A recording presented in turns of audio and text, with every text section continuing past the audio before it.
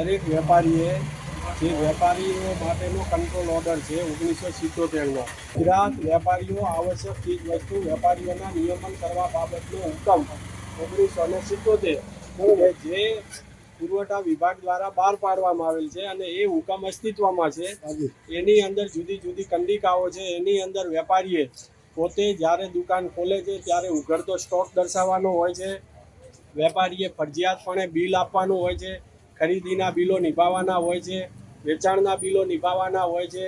જે સ્ટોક છે એ સ્ટોક અહીંયા પ્રદર્શિત કરવાનો હોય છે. ભાવ પણ પ્રદર્શિત કરવાનો હોય છે કે આ તેલના ડબ્બાના આટલો ભાવ છે, આનો તેલનો આટલો ભાવ છે.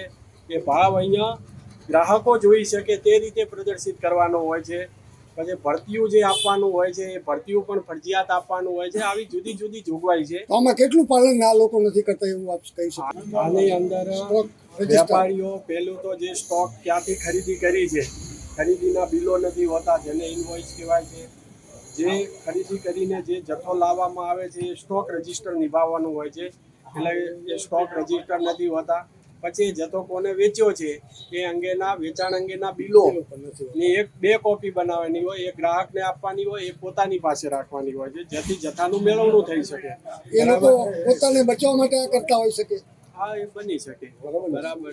મિત્રો, આવા જ વિડીયો અને શોર્ટ્સ જોવા માટે આજે જ અમારી ન્યૂઝ રૂમ યુટ્યુબ ચેનલને સબસ્ક્રાઇબ કરો.